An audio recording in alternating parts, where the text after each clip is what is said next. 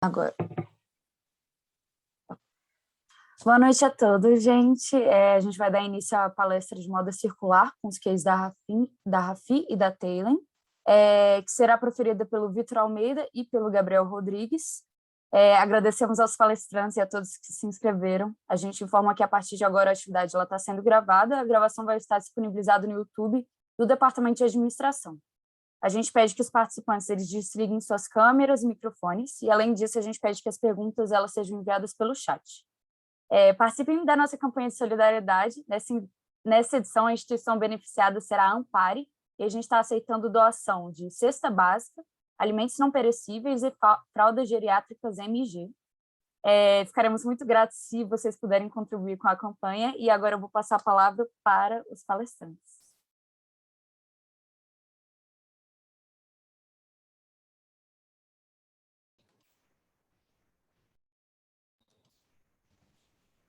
Fala, galera, boa noite.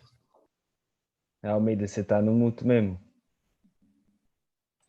Opa, eu tava justamente te chamando, achando que tinha alguma coisa errada contigo. Pronto. Tá só carregando a apresentação aqui, eu vou compartilhar na tela com vocês. Eu só preciso, claro, eu preciso colocar o Gabriel como co-host para ele compartilhar a tela. Então, na minha cabeça eu já tinha colocado. Calma aí. Foi mal, gente. Problemas técnicos. Tranquilo. Mas foi. Agora foi.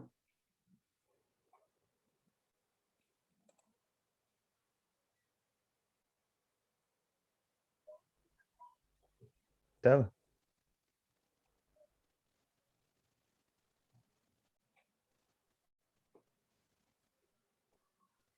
Agora eu consigo compartilhar?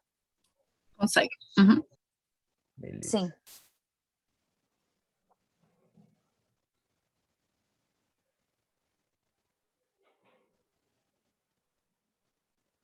Vocês só me confirmam se foi?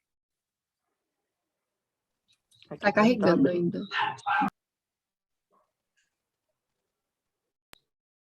Pronto. Foi, né? Beleza. Podemos começar, então?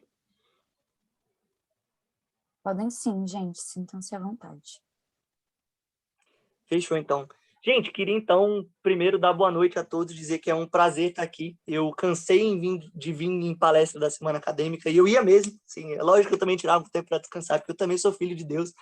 Mas fui muita palestra ao longo do meu período de graduação, então é um prazer estar falando aqui com vocês hoje. Eu sou o Vitor, fundador da Taylen, estou aqui com o Biel, fundador da Rafi. Fala, galera, E a boa gente noite. vai falar para vocês um pouco hoje. A gente vai falar para vocês um pouco hoje sobre economia circular, falar como as nossas empresas se inserem nesse contexto. Bom, a apresentação ela vai ser dividida em 5 partes. Primeiro a gente vai se apresentar, dizer o que a gente fez ao longo do curso, dizer como a gente chegou até aqui. Depois a gente vai falar sobre os impactos que a indústria da moda tem no meio ambiente, tem na natureza, na sociedade, e algumas soluções que a gente enxerga para isso. Depois a gente vai falar das nossas soluções, a Rafi e a Taylen. E no final a gente vai debater um pouco, vai abrir para dúvidas, como a Clara falou, vamos trazer uma surpresinha para vocês também no final. Então, bom, é isso. Começar então me apresentando. Eu sou o Vitor, apesar de não parecer, eu tenho 22 anos, acabei de me formar em administração, imagino que a maioria da galera aqui, se não todo mundo, seja do curso de administração também. Fui da D&M por 2 anos, participei da área de vendas, fiz projeto em finanças, em marketing, e também, entre outras coisas, outras experiências pessoais e profissionais, sou o fundador da Taylen, que é o motivo de maior orgulho. Então, galera, eu sou o Gabriel, mas Biel, todo mundo chama de Biel. Tenho 23 anos. Esse N ali não está errado, não. Eu sou formando em ADM mesmo. Eu estou formando esse semestre. Esse é meu último semestre de UNB. Eu sou ex-Enactus UNB. Não sei se vocês conhecem. Quem não conhece, vale a pena dar uma pesquisada. É uma ONG que tem aí dentro da UNB, uma ONG de abrangência mundial que desenvolve projetos relacionados aos 17 ODSs da ONU. Eu fui diretor de RH e presidente do time Enactus UNB e sou sócio fundador da Rafi também, que é o que faz meu coração acelerar, o que eu amo fazer. Bom, pessoal, então, como eu falei, a indústria da moda ela tem diversos impactos no meio ambiente e a gente vai falar de alguns deles para vocês, para contextualizar o porquê que a gente decidiu fazer o que a gente faz hoje, porquê da gente se interessar por esse tema. Então, o primeiro deles, até um dado que eu encontrei fazendo o meu TCC, foi sobre essa questão de moda sustentável, é de que a indústria da moda ela consome anualmente 93 trilhões de litros de água. Eu desafio alguém aqui a imaginar o que são 93 trilhões. Se eu pensar em 1 milhão, eu não consigo pensar em 1 milhão de litros de água. O máximo que eu consigo pensar é o mar. Isso aí deve ser, eu não sei, é muita coisa, muita coisa. Um segundo dado muito impactante é que essa indústria ela gera 175 milhões de quilos em resíduos têxteis, dos quais quase metade é descartada de maneira incorreta e acaba por poluir a natureza, poluir o solo. E o terceiro ponto, falei sobre água, falei sobre solo, também é uma indústria que polui muito o ar, tem muita poluição atmosférica. A indústria da moda é responsável por 10% da emissão de todo o carbono do mundo. E, como a gente falou também, a gente vai falar um pouco sobre algumas soluções que a gente tem para esses problemas de hoje. Falando agora em relação à solução, como é que a gente soluciona? Como é que a gente impacta esses números tão gritantes, esses números que estão gritando na nossa frente e falando que não está tudo bem? A economia circular é um caminho bem disseminado, é um caminho que está tomando uma grande popularidade agora. A gente vê cada vez mais falar de economia circular. Tem professores, inclusive a professora Patrícia, a professora Bárbara, a professora Doriana, professoras que falam sobre isso regularmente, são as aulas que trazem esse assunto à tona. E o que é a economia circular? Ela é basicamente a gente fechar o nosso ciclo, a nossa cadeia de produção, tornar o que é descartado, fazer do resíduo matéria-prima. E assim o resíduo tornando matéria-prima, ele voltando para o mercado, ele é reinserido no mercado. Em vez de ser descartado, ele vira matéria-prima. Dentro da economia circular, a gente tem vários caminhos, tem vários tipos, a economia evolui, o ser humano evolui, os estudos evoluem. Dentro disso, a gente tem o upcycling e a economia compartilhada. Por que eu trouxe esses dois? Porque o upcycling se encaixa na Rafi, na minha empresa, e a economia compartilhada se encaixa na Taylor, a empresa do Almeida. O que é o upcycling? O upcycling, a gente basicamente ressignifica peças de roupa, ressignifica tecidos, ressignifica materiais que eram outra coisa. Por exemplo, a gente pega na Rafi uma camiseta, corta os pedaços dela, usa os retalhos dessas camisetas e dá um outro significado para elas em outra camiseta. Uma camiseta que ia ser jogada fora, que ia ser descartada, a gente ressignifica ela. Isso é o upcycling. A economia compartilhada, basicamente, ela está no nome, é o compartilhamento de bens e serviços em prol também da redução desses números, da redução desses dados tão gritantes que a gente tem. Falando agora para vocês mais diretamente da minha empresa, da Rafi. A Rafi surgiu, não é brincadeira, a gente teve a ideia da Rafi depois de uma palestra da Semana Acadêmica de Administração, lá em 2017.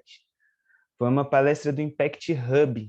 Não sei se vocês conhecem, quem não conhece, vale a pena pesquisar também. O Impact Hub é uma aceleradora de negócio social, eles têm vários trampos culturais, várias coisas muito interessantes, vale a pena dar uma pesquisada. E o Impact Hub palestrou nessa palestra, que eu fui com mais 2 amigos do curso de ADM também. E nessa palestra foi a primeira vez que eu tive um contato mais direto com o empreendedorismo social. Poxa, a gente consegue impactar positivamente e ainda assim ter uma empresa que gera lucro, a gente consegue alinhar essas duas coisas. Porque eu confesso que até então, para mim, social era ONG. E eu tinha na cabeça que ONG, né? ONG não tira dinheiro, ONG, etc. O que também é mentira, viu, galera? Não é assim também, não. Mas eu lá no meu início de faculdade, para mim era isso. E conhecer, ter esse contato com o negócio social mudou minha cabeça, assim, deu um estalo em mim. E foi nessa palestra que eles trouxeram os dados de impacto sobre a indústria da moda e trouxeram a informação para mim de que a galera que faz camiseta, quem produz camiseta, tecido, etc., sobra tecido. Vocês já pensaram nisso? Eu nunca tinha pensado nisso. Sobra muito tecido. E o que eles fazem com esse tecido? Esse tecido é jogado fora. Muitas vezes esse tecido é queimado. Eu não estou só falando para vocês, não. Infelizmente, eu já vi uma incineradeira no meio da fábrica para queimar os tecidos que sobram. E isso rola aqui em Brasília, no nosso quintal, nos nossos arredores, nas lojas aqui em Brasília. Rola demais, no Brasil e no mundo. Sobra muito tecido, muita coisa é jogada fora, muita coisa é descartada. o que agrava esses dados que a gente passou. E eu ouvi isso na palestra do Impact Hub e achei isso um absurdo. Eu falei, cara, como assim a gente nunca pensou nisso? O que que acontece com esses tecidos? O que que faz? Não tem uso. Não tem uso. E eles jogam fora. E a partir daí a gente começou a moldar a ideia. Vamos pegar esses tecidos e fazer uma coisa? Vamos ver o que que dá certo? Vamos ver o que que não dá certo? A nossa ideia inicial ela era bem distante do que é hoje, né? Tanto que a Rafi passou 1 ano no papel. A gente demorou 1 ano só para tirar do papel, fazer na faculdade. Claro que a Rafi não era prioridade nesse tempo, mas ela estava rolando, mas estava no papel. A nossa primeira ideia era trabalhar com mão de obra carcerária feminina. Mas aí toda a burocracia que tinha, a gente não conseguiu, foi moldando e chegamos no que a gente é hoje, que eu vou explicar para vocês. Esses dados, galera, é isso aí. São dados como esses que me fizeram sair desse estado de estar parado e ir atrás de resolver, ir atrás de entender, ir atrás de resolver. Porque 10% das emissões de carbono no mundo é muita coisa. Muita coisa. 10% de todo o carbono emitido no mundo vem dessa indústria. Para pensar um pouquinho no quanto isso é chocante. E esse dado eu quis separar ele em especial para trazer para vocês. Eu nunca esqueci quando eu ouvi esse dado aí. Nunca esqueci quando eu li isso, porque tanto que a primeira vez que eu li eu achei que era mentira. Eu falei, não é possível. Não é possível. Eu fui atrás de outras fontes. Fui atrás de ver, fui atrás de outros lugares para ver e entender se isso era verdade. Vocês podem pesquisar aí quanto que gasta de água. Pode pesquisar no Google. Faz uma pesquisa rápida para você ver que esse número ele não varia tanto assim, não.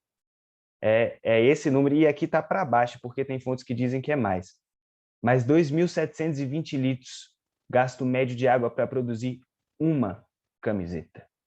É a mesma quantidade que a gente bebe em 3 anos. 3 anos de água. Abre seu armário aí, vê quantas camisetas você tem, de marcas diferentes, que você comprou em momentos diferentes. Faz uma conta rápida aí de quantos litros de água foram gastos para ter essas todas as camisetas no seu armário. Vocês já pensaram nisso? O número é muito alto. A Rafi surgiu com o nosso propósito principal, resumido aqui. A gente existe para desafiar o status quo da moda. A gente foca na resolução de desafios sociais e na responsabilidade socioambiental. Somos uma startup que está no segmento de negócios 2.5, visando fins lucrativos alinhados com o impacto social. A Rafi proporciona não só uma blusa, mas também um propósito por meio de sua essência impactar a forma de vestir dos brasileiros e trazer um olhar mais empático a respeito da forma como nos vestimos e do setor de vestuários em geral. Para nós, o consumo consciente sempre estará na moda. Dentro do nosso propósito, a gente conseguiu desenvolver 4 pilares de soluções e 4 pilares de atuação diretos, 4 pilares de impacto que a gente atua diretamente no nosso dia a dia. O primeiro é a moda sustentável, que a gente reutiliza os retalhos e tecidos de roupas sem uso, trabalhando perspectivas diferentes, gerando uma economia circular. A gente pega esses retalhos, faz camiseta, faz top, faz mochila, faz ecobag. A gente ressignifica retalhos que iam ser jogados fora ou queimados. Moda consciente. Visamos trabalhar a consciência de nossos consumidores e seguidores nas redes sociais, para uma visão mais social e crítica do mercado da moda. A gente não utiliza o nosso Instagram só para venda. Inclusive, alguns posts só que a gente fala das camisetas, dá uma falada dos nossos produtos, uma foto assim, uma foto assado. Mas a gente usa muito do nosso Instagram com o propósito de educação, com o propósito de levar informação, de levar dados, de levar soluções, de levar caminhos possíveis. Se vocês quiserem dar uma olhada no nosso Instagram, é @VistaRafi. Vocês vão ver que tem bastante conteúdo que se estende à venda. A gente quer levar, a gente quer que as pessoas saibam, a gente quer que as pessoas entendam e que vejam que existem caminhos possíveis. Existe solução. Produção das peças. Nossa produção ela é feita 100% artesanalmente.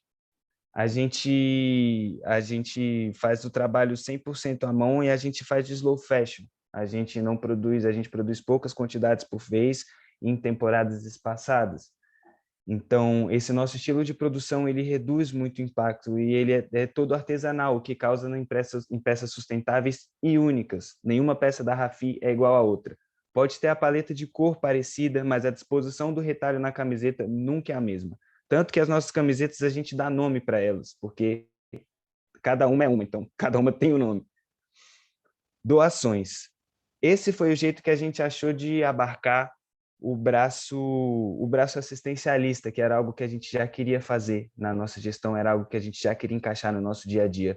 Na época mais fria do ano aqui em Brasília, que é no meio do ano, aquele junho, julho, festa junina, gelado, vocês sabem como é, né? E no Natal, a gente destina toda a nossa produção de retalho, desculpa, nossa produção de cobertores de retalhos também. A gente destina esses cobertores para pessoas em situação de rua, isso no meio do ano e no fim do ano, os cobertores também de retalhos reaproveitados. Com toda essa atuação, com todo esse propósito, com tudo isso que a gente faz, a gente acaba conseguindo englobar alguns ODSs da ONU no nosso dia a dia e na nossa empresa, o que é um motivo de grande orgulho para mim e para todo mundo que está envolvido. E são 17 metas para a ONU para 2030. Quem não conhece, eu recomendo que dê uma olhada também, é muito interessante, é muito legal ver isso. E a gente contribui mais diretamente em 6 dessas metas que estão destacadas aqui para vocês. Erradicação da pobreza, trabalho decente e crescimento econômico, redução das desigualdades, cidades e comunidades sustentáveis, consumo e produção responsáveis e ação contra a mudança global do clima. Eu quis trazer aqui também um ciclo que explica um pouquinho mais diretamente o que a gente faz. Claro que esse ciclo é macro, não detalhei todos os processos, porque ia ficar algo muito grande, mas eu quis trazer mais ou menos como funciona, como que a gente faz acontecer. Primeiro, a gente recebe a doação de retalhos. Ela é feita de que maneira? Você pode doar sua roupa que você não quer mais usar para a Rafi? Pode, com certeza, claro. Mas esse não é a nossa principal fonte. Não tira o fato de ser importante e a gente faz isso, a gente conta sempre com a ajuda. Quiser doar para a gente, é só entrar em contato. Mas a nossa principal fonte de retalhos vem de empresas. De 3 empresas específicas que a gente tem parceria fixa aqui em Brasília, que de 2 em 2 meses a gente pega o excedente de tecidos deles. É muito tecido. A gente pega tipo 150, 200 quilos, assim. Tipo, uma parada absurda. É muita coisa.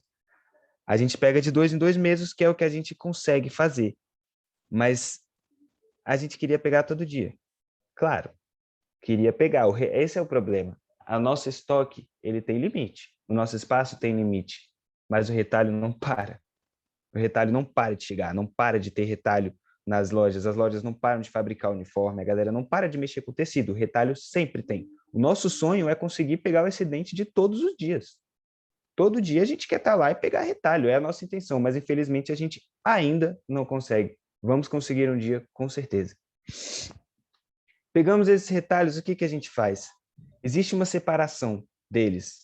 A gente pega retalhos de tudo quanto é tipo de tecido, de tudo quanto é tipo de cor, a gente não filtra. Esse eu quero, esse eu não quero. Esse é bonito, esse é feio. Não, a gente vai reaproveitar, a gente pega tudo, tudo. E aí tem uma separação, a gente separa em estampados, cores frias, cores quentes, preto, branco, e depois de separada a gente leva para lavagem, que é terceirizada. A lavagem de todos os retalhos, ela acontece terceirizada. A gente, infelizmente, não tem a grana para fazer das nossas mãos ainda. Mas a gente lava e separa. Depois de lavados os retalhos, a gente elabora um pedido de produção. Esse pedido de produção acontece muita coisa para que ele role antes dele ser escrito. Com os retalhos em mão, a gente dá uma olhada nas paletas de cores que a gente consegue fazer e a gente também faz uma pesquisa de tendência de mercado, do que está em alta na indústria da moda, o que é tendência no mercado, o que a galera está querendo. Por quê? A gente trabalha com tecido. Então, a gente consegue fazer muita coisa. Os limites de produtos para a gente, eles são, assim, o leque de oportunidade é muito grande. A gente consegue fazer camiseta, top, chapéu bucket, consegue fazer ecobag, mochila, carteira e por aí vai. Mas esses produtos são definidos com base numa pesquisa de mercado, de tendência, no como é que está acontecendo, o que o mercado está funcionando, o que é tendência. Do mesmo jeito, as paletas de cores. Tem só um detalhe que as paletas de cores, elas são feitas de acordo com o que a gente tem em estoque. Como eu disse, a gente não filtra retalho. Mas aí a gente tem uma diretora de produção, que ela vai montando as paletas, vai vendo como funciona, vai fazendo os testes, e daí que sai o pedido de produção para a costura. Depois os produtos são feitos, como eu disse anteriormente, tudo à mão, tudo elaborado artesanalmente. Depois disso, a gente faz a produção de conteúdo de mídia, que a gente faz foto com modelo, faz foto em manequim.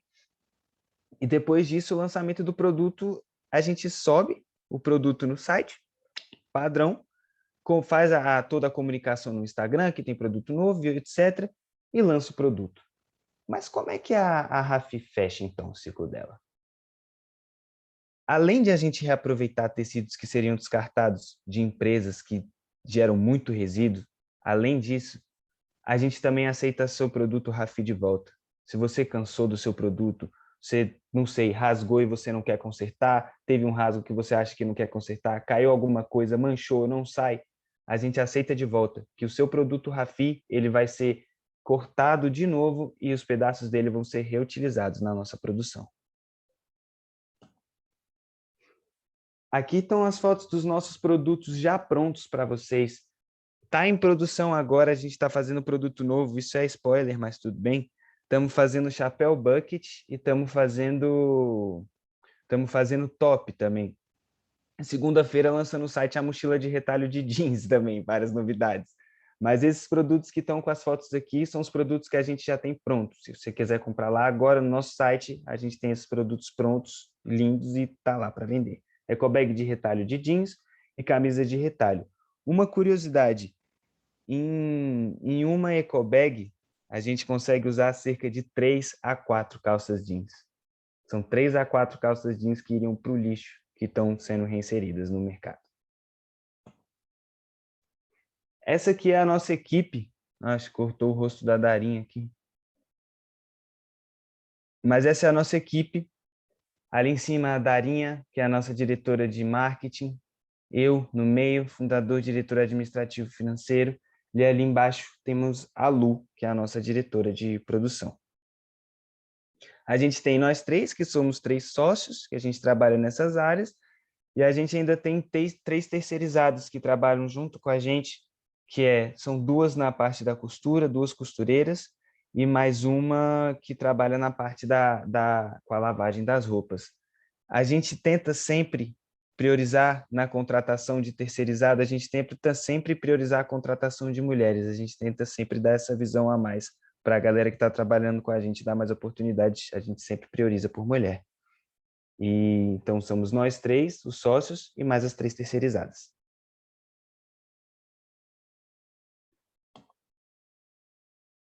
Estou tentando passar aqui. Pronto.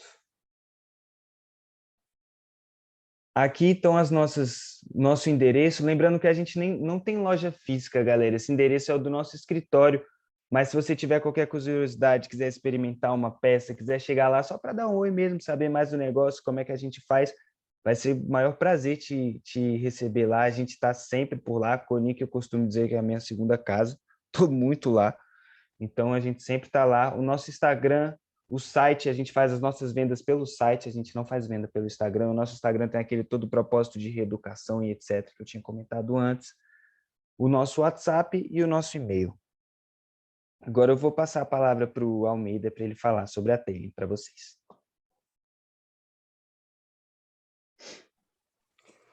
Fala, pessoal. Tá dando para me ouvir? Sim. Eu estou ouvindo. Estou ouvindo também. Legal. Massa demais a apresentação do Biel. Assim, eu costumo dizer... Costumo não. Eu sou fã da Rafi desde o primeiro dia em que eu conheci. Foi num evento sobre empreendedorismo aqui em Brasília. Eu já conheci o Biel é meu veterano na faculdade. E nem sabia que ele ia estar nesse evento. Vi ele falando da Rafi. Cara, fiquei encantado e, coincidentemente, esse foi o evento em que a ideia da Tailing começou a sair um pouco mais do papel. E vou falar um pouco para vocês agora como que aconteceu. Então, exatamente já indo nessa linha, de onde viemos? O que deu origem à Tailing?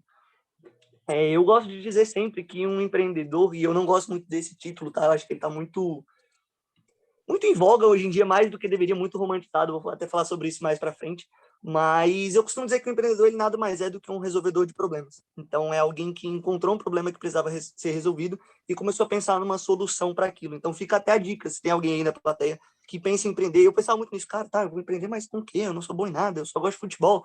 E olhe ao seu redor para os problemas que você identifica, para as coisas na sua vida que não dão certo. Por exemplo, eu penso muito sobre questão de de internet. A internet na minha casa, ela, durante muito tempo, foi muito ruim. Eu pensava, cara, alguma empresa precisa chegar para resolver esse problema. Então, esse olhar pode ajudar muito também quem quer pensar nisso. E o problema que eu identifiquei nesse primeiro momento foi justamente, como a gente citou no início da apresentação, a questão do impacto negativo que a indústria da moda tem no meio ambiente, na sociedade também. Todos aqueles dados que a gente trouxe, eu não sabia o dado real, mas eu sempre tive muito essa noção do impacto negativo. E pensando numa solução para isso, eu gosto de deixar sempre claro assim que não teve um momento, um estalo em que a Tailing simplesmente surgiu. Eu vivia pensando em empreender, em forma de fazer isso, e vez ou outra essa questão também da indústria da moda passava pela minha mente, até que eu entendi, ou pensei, sei lá qual foi o momento, que uma solução para esse impacto negativo, quando tem até, né, a gente fala bastante daquela questão dos 4 R's da reciclagem, e um deles é justamente o de reutilizar. Então, uma alternativa para a gente reduzir todos aqueles impactos que a gente falou lá no começo é, de fato, você reutilizar as peças. Tanto reutilizar da forma que o Gabriel faz, tanto reutilizar emprestando essas peças para outras pessoas, vendendo em brechós, de diversas formas, e a gente identificou que isso tinha um potencial muito grande. Mas, ok, a Tailing, você já sabe que reutiliza peças, mas o que a gente faz? Quem é a Tailing? Bom, a Tailing, ela é uma startup brasiliense, né? Obviamente, eu sou daqui de Brasília, e de moda consciente. Por que a gente não usa o termo moda compartilhada ou moda circular? Porque a moda consciente ela é mais abrangente. Então, uma empresa que faça roupas a partir de uma matéria-prima que não polua a natureza ou que tem um impacto menor, ela faz parte da moda consciente também. E uma frase que eu gosto muito, que diz respeito ao que eu falei também no slide anterior, é que você deve se apaixonar pelo problema e não pela solução. Então, a solução que a Tailing propõe para esse problema do impacto da indústria da moda hoje é mas a gente não se prende nisso. A gente quer ajudar, a gente quer contribuir para a resolução desse problema de alguma forma. Hoje é por meio da moda compartilhada, mas nada impede que futuramente a gente tente abarcar esse problema de outras formas. E foi uma empresa fundada em 2019. Falando para vocês um pouco do nosso modelo de negócio, como que ele funciona. A gente tem 3 frentes principais nesse negócio. A primeira são os fornecedores, que são as marcas, brechós e até pessoas físicas. Isso é importante falar. Qualquer pessoa que queira colocar peça na Tailing, hoje ela pode. A gente tem a Tailing, que faz o intermédio entre essa ponte dos fornecedores e os clientes. Basicamente, o que acontece? Toda vez que uma cliente, hoje a gente só tem clientes mulheres, muito por conta da dificuldade de encontrar peças mais voltadas para o público masculino, a gente quer resolver esse problema em breve, mas hoje são só mulheres. Todas as clientes que entram para a Tailing respondem um formulário falando sobre o estilo delas, sobre medidas, sobre rotina, que peças elas gostam de utilizar, que eventos elas vão ter naquele mês. E elas respondem esse formulário, e a partir disso, então, a gente faz uma curadoria e capta peças com marcas, brechós e pessoas físicas, como eu falei, para enviar para essas pessoas. Então, a gente faz justamente esse intermédio, como eu falei. A gente capta essas peças, elas vêm, a gente processa, lava, higieniza, faz tudo bonitinho, entende, compreende o perfil dessa cliente e envia as peças para ela. Esse é um modelo de assinatura mensal. Então, assim como um Netflix, um Spotify, todos os meses as nossas clientes pagam e recebem na casa delas uma eco bag com algumas peças da Tailing. A gente tem diferentes planos, mas, enfim, o modelo básico é esse. Como eu falei, essa cliente ela paga uma assinatura mensal e a gente repassa para essas marcas, para esses brechós, uma comissão a cada vez que uma peça delas é utilizada. Bom, e por que a gente faz isso? A palavra que está muito em voga hoje também, que todo mundo adora falar, é o propósito. E acho que muita gente banaliza o conceito dessa palavra, até por estar falando dela demais, mas até deixando claro também para quem pensa em empreender e acha que é tudo lindo, hoje ninguém na Tailing tira 1 centavo. Então a gente literalmente faz porque a gente acredita na parada, a gente acredita que tem potencial, a gente acredita que esse problema possa ser resolvido da maneira como a gente se propõe a fazer. E o nosso propósito hoje, a razão da gente existir, é para promover a transformação socioambiental do mundo através da moda. Então a gente conseguiu traduzir tudo aquilo que eu falei, quando eu falei justamente dos problemas socioambientais que a indústria da moda tem no meio ambiente, a gente quer transformar, a gente quer reduzir esse impacto através da moda.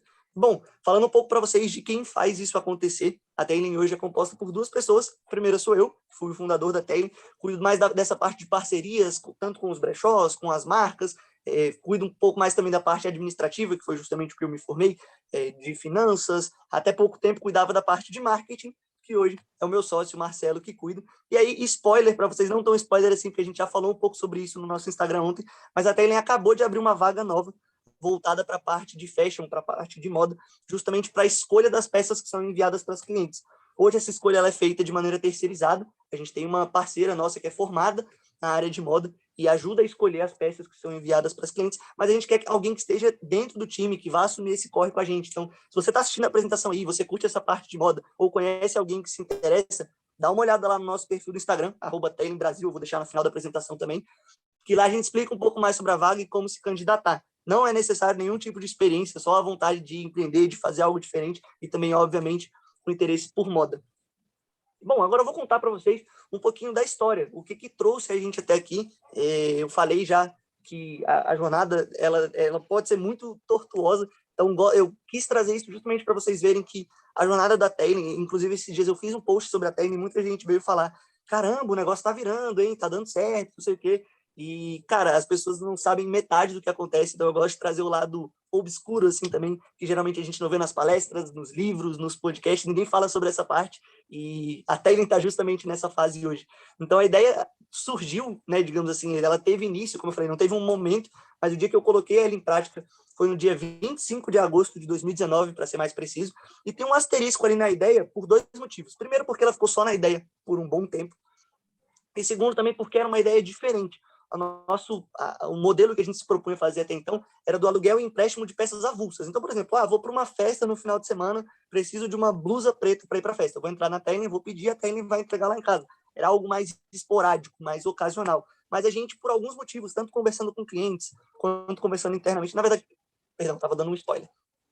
A ideia surgiu, então, eu na época só criei um Instagram, produzia alguns conteúdos, fazia quase que um brechó com peças masculinas, postava foto das minhas próprias peças lá, até que logo depois que eu criei, de fato, o Instagram da Tailing, eu passei num intercâmbio, e aí eu tive que fazer uma pausa, como era só eu na empresa na época, fiz um intercâmbio, fui para a Itália no início de 2020, logo depois eu voltei por conta da pandemia, que começou lá e depois, né, acho que todo mundo sabe o que está acontecendo, e voltei para cá e, cara, aquela coisa. Tava em casa, tinha voltado com todo o dinheiro que eu tinha separado para o intercâmbio praticamente. Falei, tá, o que eu vou fazer agora? E tinha até, era um sonho que eu não tinha conseguido dar tanta atenção antes do intercâmbio, justamente porque estava focado com várias coisas para me mudar. Mas falei, cara, vou ter tempo de sobra para isso agora, só tinha meu TCC para fazer. Então falei, pô, vou focar na Tailing. E foi nesse momento, em maio de 2020, que eu retomei, de fato, a Tailing e a gente teve a entrada da nova equipe. Eu chamei um amigo para ser meu sócio, ele, por sua vez, chamou uma amiga dele para ser sócia também. Começamos os 3, ao longo do tempo mais pessoas entraram e a gente foi trilhando esse caminho. Em julho de 2020, aí sim, como eu falei, a gente começou a fazer alguns cursos, tanto a gente internamente começou a conversar, a gente foi para fora, conversou com clientes, fora, eu digo assim, fora da empresa, e conversou com clientes, isso é muito importante para qualquer empresa.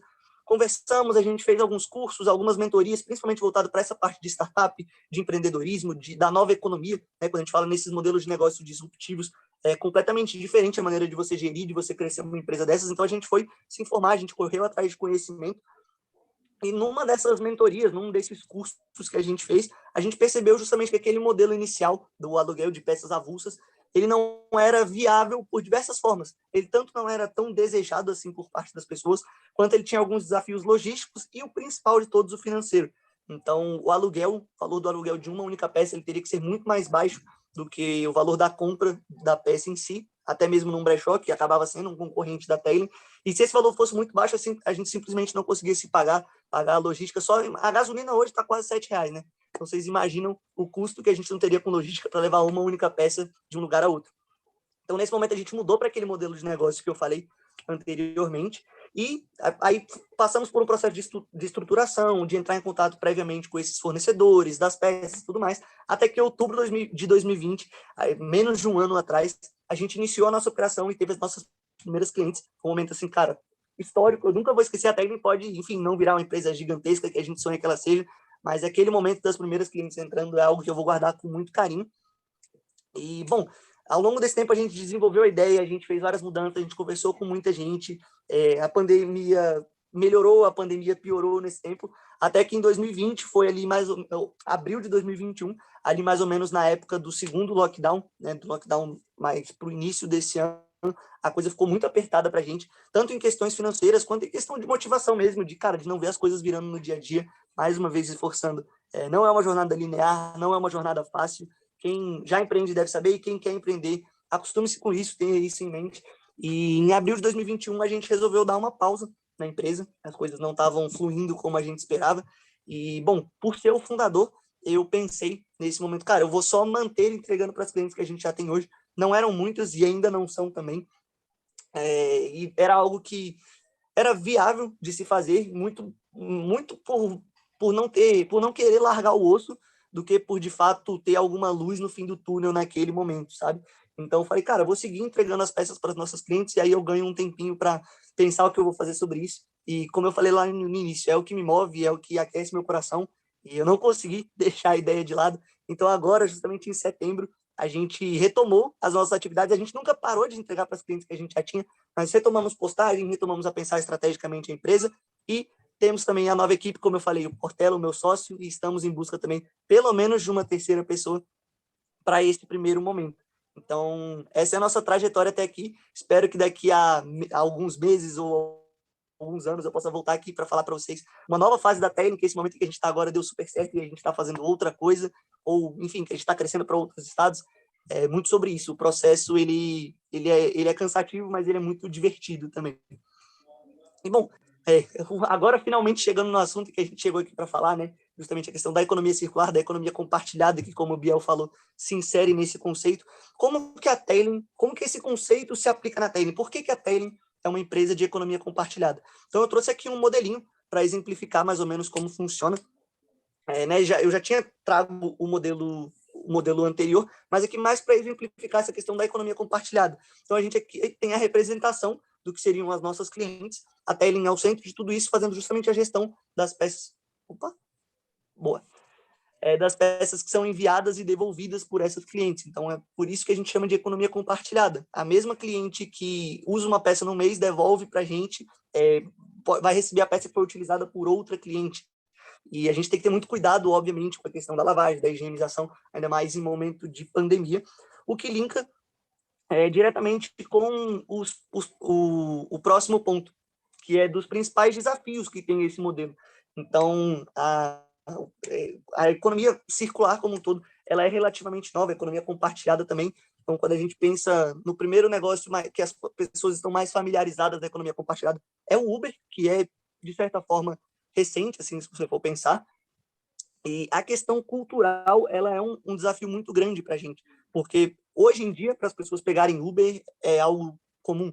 Hoje em dia, para as pessoas se hospedarem na casa, no apartamento de uma pessoa que elas nunca conheceram por meio do Airbnb, é algo muito comum. Mas a economia compartilhada, tanto de roupa, a moda compartilhada, perdão, que hoje, antes da Tailing, acontecia principalmente por meio dos brechós, ainda existe muito um tabu em relação a isso, em relação a usar roupas de outras pessoas.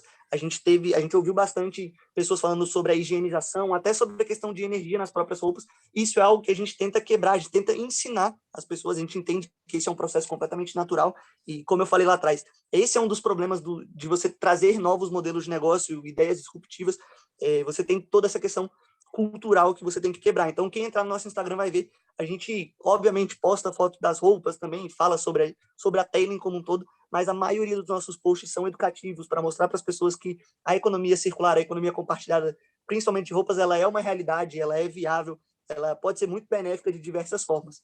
Bom, um segundo ponto é a logística. Então, vocês podem imaginar assim, cara, é muito simples. Hoje, qualquer marca de roupa, ela consegue entregar uma peça do outro lado do Brasil, com os Correios, com a Log, com diversas empresas que estão por aí. Agora, a partir do momento que você insere nessa equação que a peça não tem que só ir, ela tem que voltar e a mesma pessoa que pega, ela tem que buscar as peças que estão com essas clientes. Depois, essas peças precisam ser lavadas, higienizadas, estocadas da maneira correta. Então, isso é tudo muito difícil para a gente ainda também, exigiu muito estudo. Até a professora Patrícia, conversei muito com ela e foi um momento em que ela conheceu a Tailing, que ela se interessou um pouco mais. E o terceiro ponto são as embalagens. Assim, eu gosto de frisar bastante. Geralmente, eu já vi algumas abordagens assim, de empresas, de páginas de Facebook, Instagram, que quase demonizam quem não é sustentável em 100% dos pontos. E a gente entende isso perfeitamente. É uma mudança de paradigma e não é nada que acontece do dia para a noite. Você não vai, de hoje para amanhã, parar de usar plástico, parar de consumir carne, mudar a maneira como você consome roupas. É tudo um processo.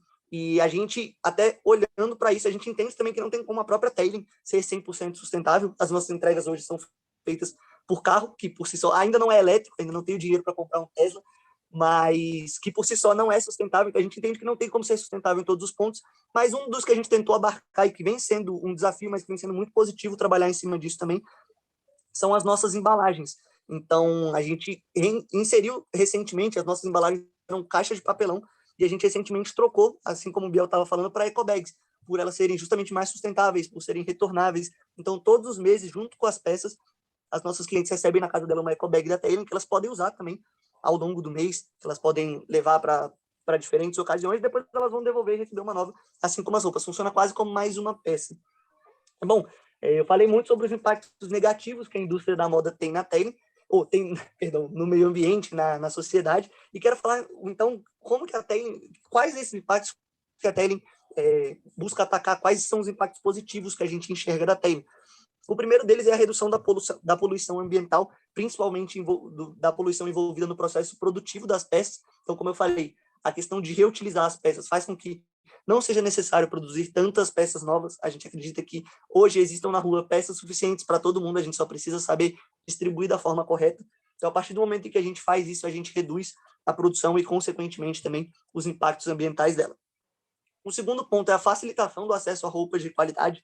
A Tailing tem o objetivo de impactar vários públicos, dentre eles, cara, a pessoa que talvez não tenha condições de ter uma roupa de marca, de ter um vestido para uma festa, alguma coisa nesse sentido. Então, faz parte do nosso propósito também, até por isso aquela questão do impacto socioambiental, essa questão entra nisso, de facilitar o acesso a roupas de qualidade. Às vezes você pode ter por meio da Tailing ali por um mês, você receber peças de marcas que talvez você não tivesse condições de comprar, ainda mais se você fosse comprar uma para cada ocasião diferente. O objetivo da Tailing é estar sempre girando, que você tenha sempre combinações diferentes, looks diferentes, a um preço acessível.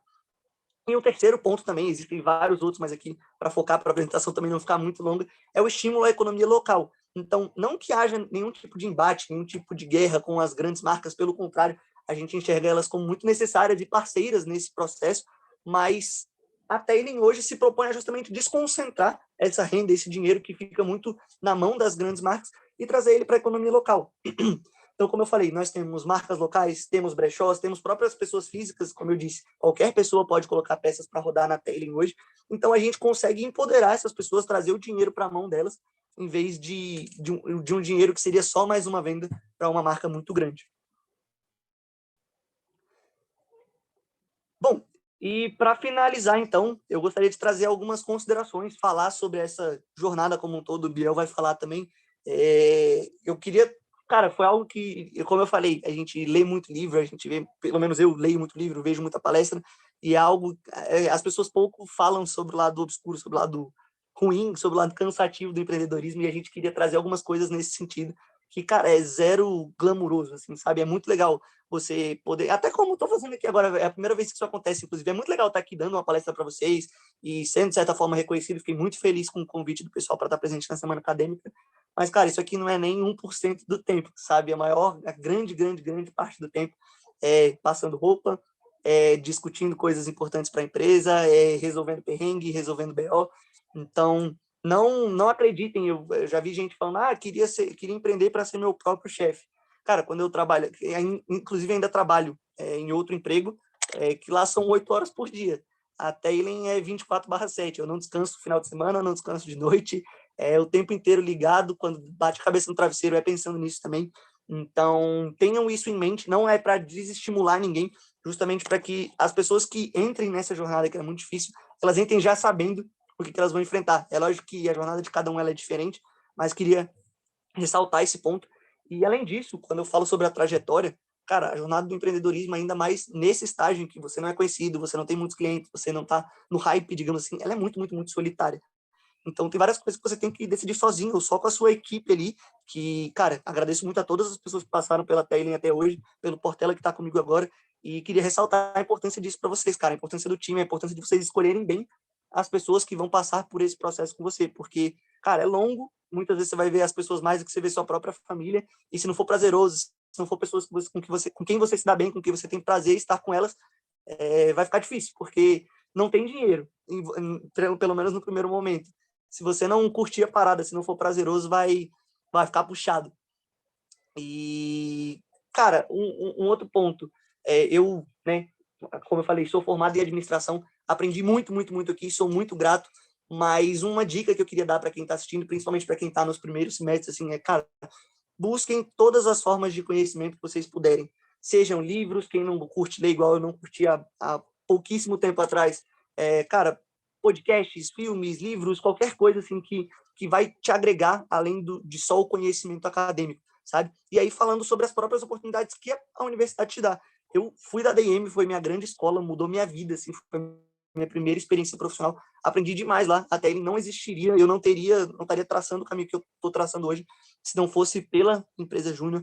Existem várias outras oportunidades também, o CA, existe o intercâmbio que eu fiz foi pela própria UNB, você tem a Atlética, então tem várias oportunidades, aproveitem. E, bom, queria passar a palavra para o Biel também, para ele falar um pouco da experiência dele. Se alguém quiser mais conversar sobre esse assunto, como vocês podem ver, estou aqui há 40 minutos falando sobre a Tailing. Então, se quiserem, vou deixar meu contato no final também para a gente bater um papo. E, Biel, segue daí. Eu acho que é muito o que o Vitor falou, concordo com tudo que você falou.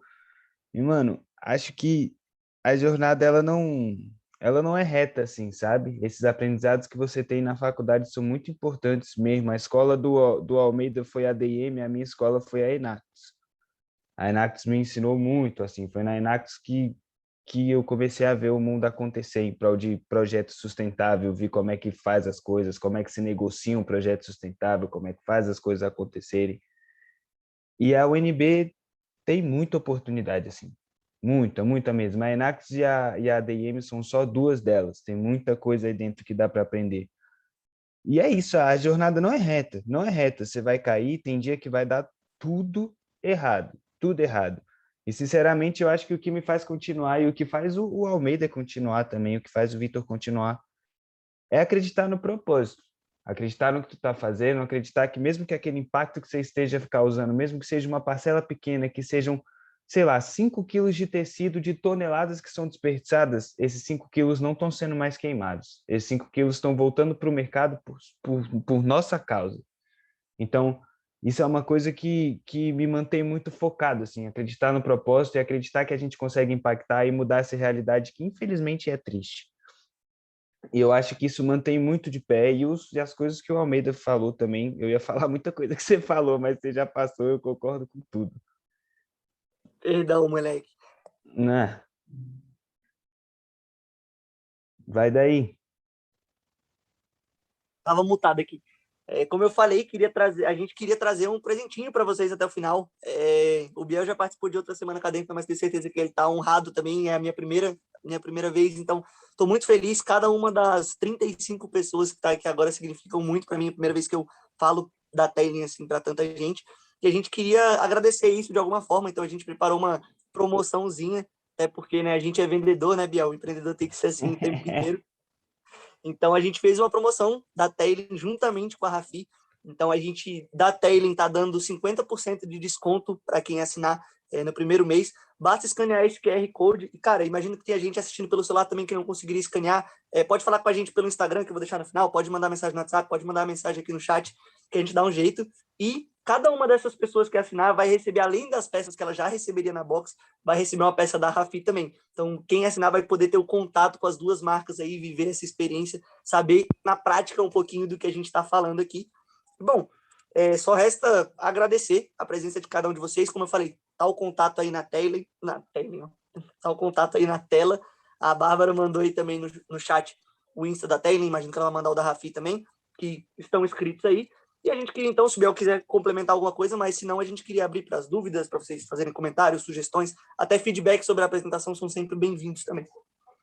Eu queria agradecer também a oportunidade de estar falando aqui. Eu gosto muito de falar sobre a Rafi, não é a primeira vez, já falei sobre a Rafi em outra semana acadêmica, mas eu gosto muito de falar da Rafi, principalmente no sentido de mostrar que é possível.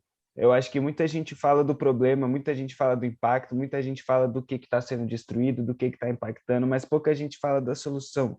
Eu acho muito importante trazer casos de soluções, e ainda mais 2 casos que saíram da UNB. que saíram da ADM, da galera que foi atrás, para mostrar que é possível, sabe? A gente consegue. A gente consegue, se a gente sentar, se a gente pensar, se a gente pegar e agir, saber ir atrás do problema, de resolver, a gente consegue achar caminhos, existem soluções. Então, eu gosto muito de falar da Rafi no sentido de mostrar que é possível mesmo, assim. Tipo, a gente consegue, existem soluções e existem caminhos. A problemática é grande, há problemas complexos, existem soluções complexas, mas as soluções estão aí e a gente está desenvolvendo. Também deixar aberto agora, né? Se vocês quiserem qualquer dúvida, eu e o Almeida estamos aqui, vai ser o maior prazer conversar com vocês.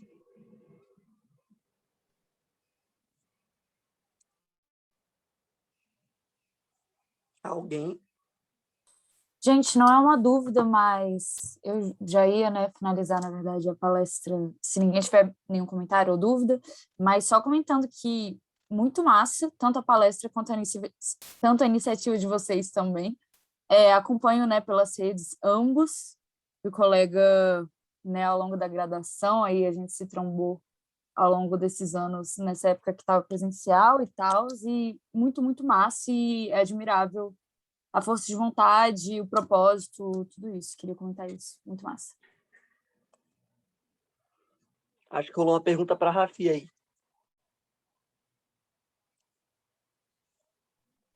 Rolou mesmo. Foi do Tiago, né? Fiquei curioso para saber o que a Rafi faz com tecido que não tem mais utilidade.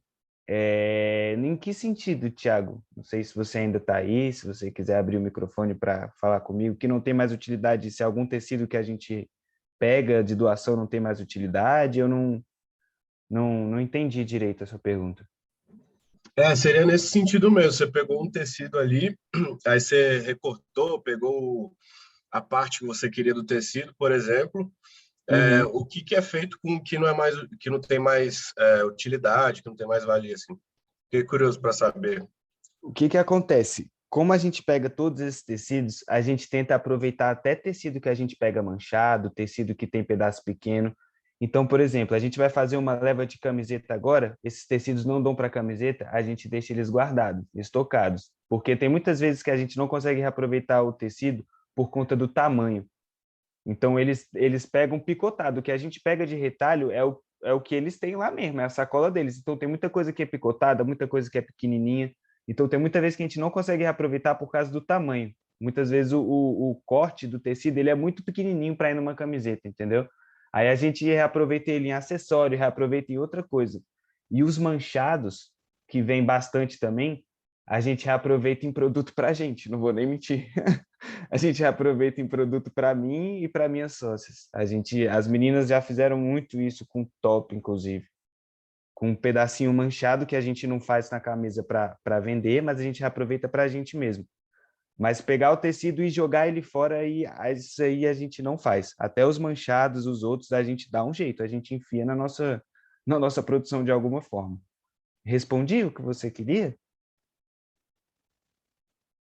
Respondeu sim, velho. Obrigado, viu? Valeu. Excelente trabalho. Imagino. Valeu, obrigado. Biel, acho que a Júlia deu um exemplo aqui no chat sobre a estamparia. Que falou que gera um resíduo enorme também em questão de papel, onde são feitas as estampas, que descarta muito também. Ela falou que usou esses papéis dessas bobinas para fazer as embalagens da lojinha dela. Acho super legal, uma outra iniciativa aí também. Não conhecia, Júlia. Se você quiser mandar o seu, não sei se tem um Instagram, Massa. alguma coisa assim para a gente conhecer também, achei super bacana. Eu vi um projeto aqui em Brasília também que faz avental de banner. Imagina o tanto de banner que tem na UNB? Caralho, legal. Irado. Tá vendo? Tem vários caminhos, tem várias possibilidades. Sim, exatamente. Boa noite. Só para parabenizá-los mesmo, que eu já tinha ouvido das duas, né, na matéria da Patrícia, né? Então, realmente, são iniciativas, assim, gente, que o que vocês estavam falando, que a gente vê de brechó e tudo mais, né? Que tem, às vezes, essa questão de, como se diz, um preconceito, né? E quando eu vi as duas, quando vocês falaram, até do Gabriel, de falar de reutilizar, a gente, tipo assim, caraca, você tem esse material, você pode usar de novo, né? Ou igual o Vitor falou, de você ter essa questão de você ter as roupas, né, durante um período, você não precisar trocar. Então, realmente, parabéns.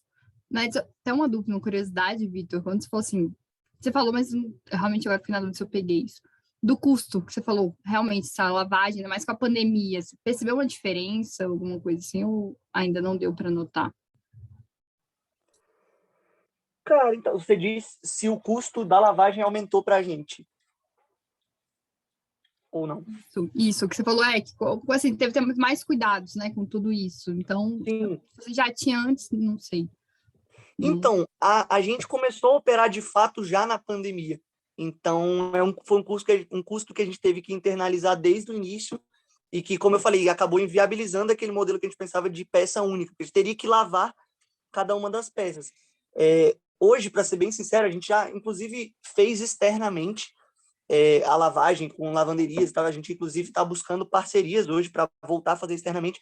Mas hoje, até por conta do custo, que era elevado, a gente está fazendo internamente. Faço lá em casa mesmo a lavagem das peças. Então, ainda não tenho tanta essa base para dizer se aumentou ou se não, mas é um dos principais custos do negócio. Assim, ainda mais quando a gente pensa em mais de uma peça, a gente chega a ter bag hoje que é enviada com 8 peças.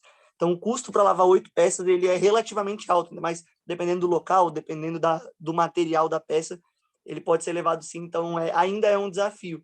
A gente pensa em futuramente, quando a Tailing tiver condições, tiver o tamanho necessário para isso, internalizar isso, que é algo que alguns grandes brechós fazem. Eles têm ali a própria máquina deles de lavar roupa, tem uma pessoa responsável por fazer isso, e obviamente sai muito mais barato. E só uma curiosidade também sobre o assunto, a gente, justamente naquela fase de descoberta, de conversar com os clientes e tal, a gente, não sei se é o caso das pessoas que estão aqui na chamada, tá? Mas a gente fez uma pesquisa mais quantitativa, assim, com várias pessoas, e quase ninguém citou preocupação com lavagem, com higienização, mesmo sendo no pior momento ali da pandemia. Isso foi algo sempre muito nosso. É lógico que a gente jamais entregaria peças que não estivessem 100% lavadas e higienizadas, mas não se demonstrou ser uma preocupação por parte das pessoas. A gente ficou chocado com isso. Eu admito que na Rafi a gente errou umas 3 vezes para perceber que tinha que lavar o retalho. Cara, um negócio engraçado também, o que eu já estraguei de peça de couro lavando não tá escrito. Assim, toda que cai na minha mão, ela não volta. E aí tem que pagar a dona da peça, tal, falou desculpa. E aí eu até virava pro pessoal e falava, gente, eu não vou mais lavar peça de couro, porque não tem como. Não tem como. Aí aprendi agora. Mas é isso, mano. Empreender a gente aprende muito errando. Quantas vezes? Nossa, eu erro até hoje. Inclusive, essa semana eu já devo ter errado, semana passada também. A gente vai aprendendo. Mano, eu não sei se alguém tem mais alguma pergunta, se o pessoal ainda tá por aí, se ainda quer ouvir, tem paciência, mas pelo tempo que passar pra gente ainda tem um tempinho. O negócio que você falou agora me gerou um insight. Eu não sei se alguém quiser fazer alguma pergunta, pode me interromper. Mas você falou justamente sobre isso de errar, e eu tenho uma história engraçada, que justamente em abril agora, né, quando... Exatamente, Bárbara, quem nunca, né? O problema... e ainda mais agora que eu lavo uma quantidade descomunal de peças de roupa, a frequência é muito maior. Mas sobre isso que eu até falei, sobre buscar outras fontes de conhecimento acadêmico, eu, diferentemente de outras pessoas, vejo ele como muito importante, é essencial para minha jornada também, mas acho que o conhecimento prático ele faz toda a diferença. E eu, nos meus 4 anos e meio de graduação, eu não aprendi uma coisa muito básica, que era como abrir um CNPJ, como abrir um MEI. E aí eu queria contar aqui para vocês o que aconteceu justamente em abril, quando a gente resolveu parar a empresa, e aí eu resolvi seguir, entre aspas, sozinho. Fui abrir o MEI da Tailing, o MEI não era nada muito complexo, e eu caí meio que num golpe. Para quem não sabe, como eu não sabia na época, então vou compartilhar aqui o conhecimento, é gratuito para você abrir o seu MEI, tá? Você não paga absolutamente nada. E eu joguei no Google, cara, abrir MEI, e aí tinha um site lá, Portal do Empreendedor, era um negócio assim, ou não sei se Portal do Empreendedor é o nome certo, mas era portal de alguma coisa muito semelhante ao nome certo. Cliquei, era um site exatamente igual ao site do governo, bandeira do Brasil, tudo azul e tal. Clica aqui para fazer seu MEI, fui dando todos os dados e tal. A taxa de R$ 250. Paguei a taxa de R$ 200, e aí fiquei, e agora? O que acontece? Vou receber um e-mail, vou receber alguma coisa? E nada, e o tempo passando e tal. Aí o cara, eu só cliquei no primeiro site aqui, né? Já fiz um negócio meio afobado, deixa eu ver. Aí joguei o nome da empresa no Reclame Aqui, o nome lá, Portal do Empreendedor, sei lá o quê. Tinha uma galera falando, é golpe, golpe, golpe, não sei o quê. MEI é gratuito para abrir, quem é que paga para fazer um MEI? No caso, eu paguei, mesmo tendo feito 4 anos do curso de administração. Graças a Deus, consegui o dinheiro de volta, porque naquele momento era todo o dinheiro da Tailen. Consegui, eles não era um golpe, não é nada ilegal que eles fazem, mas é meio que para enganar trouxa, como eu fui. A galera se posiciona como uma consultoria para abrir um MEI para você, sendo que para abrir um MEI é super fácil. Você senta na frente do computador e 15 minutos você faz. O que eu fiz foi fornecer todos os dados para eles e eles abririam o MEI para mim. Era muito mais fácil eu entrar no site e colocar todos os dados eu mesmo. E ainda sobre isso, descobri semana passada que o MEI ele paga imposto mensalmente também, algo que eu não estava fazendo. Então, semana passada tive que pagar os impostos dos últimos 6 meses com uma leve multa. Então, fiquem atentos nisso também, quem for empreender.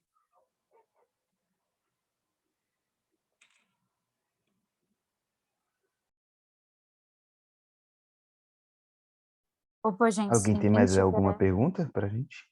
Foi mal, claro. Não, eu ia só falar que se ninguém tivesse nenhum comentário ou pergunta, eu ia finalizar. Era isso que eu ia perguntar também, se alguém tinha mais alguma coisa. Top, gente. Então, finalizando, os meninos eles também disponibilizaram o contato deles, né? Então, se alguém aqui tiver com vergonha, quiser perguntar alguma coisa depois, é de boa também. Mas assim a gente finaliza a palestra de modo circular e a gente agradece aos palestrantes, o Vitor e o Gabriel, pela participação da 9ª Semana Acadêmica. A gente informa que as declarações elas vão ser enviadas pelo e-mail e também estarão disponíveis seus ingressos no Simpla em até 24 horas para aqueles que permaneceram 75% do tempo da palestra, né, no mínimo.